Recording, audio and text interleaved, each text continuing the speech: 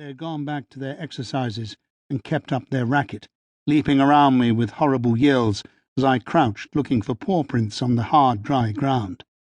Their aggression made me feel tense. It was supposed to be practice, but they were big enough and moving fast enough to do serious damage if we collided. Occasionally one of the sparring men crashed so close I was forced to scramble aside. They ignored what I was trying to do. That in itself was unnatural. People are normally more curious. There's no hope of prints or spots of blood. We're too late. I stood up. Time for a new tack. Marcus, if you'd been moving Leardanus to the arena, how would you have done it? I presume you don't take the big growlers out for walkies on dog leads. The slave looked shifty for some reason. We have travelling cages. Where are they kept? Controlling his reluctance, he led me slowly around the back of the barracks to a row of lean-to stores. Impassively he watched as I glanced into most of them, finding bales of straw and tools, buckets, long poles for controlling angry animals, straw figures to distract the wild beasts in the arena, and finally, under an open-sided shed, 3 or 4 compact cages on wheels, neat enough to be squeezed between the cages of the menagerie and just large enough to transport a lion or leopard from place to place. How do you get the beasts inside one of these? It's quite a game. But you're well practised. Buxus squirmed in his rough tunic. He was embarrassed, though pleased by my praising his skill. I examined the nearest cage closely. There was nothing suspicious.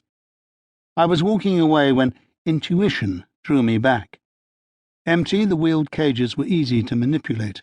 I managed to pull out the one I had examined single-handed. Buxus stood by, glaring.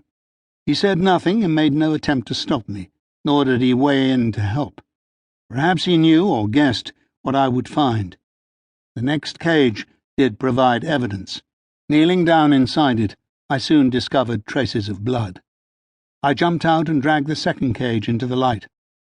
Someone has made a very crude attempt to hide this, simply pulling out another cage and parking the significant one at the back. "Oh, really?" said Buxus. "Pathetic." I showed him the blood. "Seen that before?" "I might have done. It's just an old stain."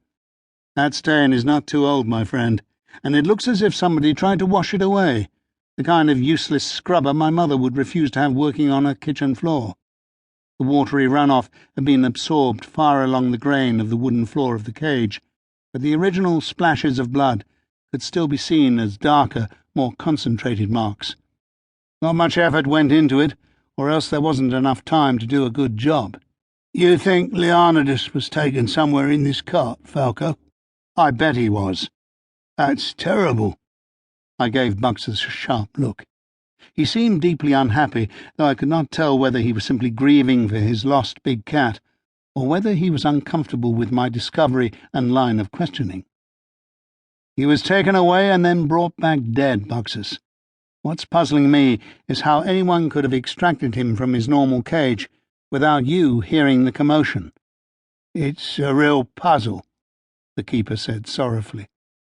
I kept my eyes boring into him. He would have been quiet enough when he came back with the spear in him, but whoever delivered the corpse may well have been panicking. I doubt if they were able to stop themselves making some noise. "I just can't understand it," Buxus agreed. A barefaced lie. "I don't think you're trying." He feigned not to notice my dangerously low tone. I left the wheeled cage where it was. Someone else in this deceitful establishment could put it away again. Then something caught my eye against the side wall of the shed. I pulled up what seemed to be a bundle of straw. What had attracted my attention were twined strands binding it into a definite form. This is a straw man, or what's left of him. The crude shape had been savaged and torn. The ties at the tops of its legs were still in place, but the shoulder bindings were broken. One of the arms and the head had been ripped off altogether. Half the straw of the body had been pulled away, and the rest was all over the place. As I held the pathetic remains, they fell into 2 pieces.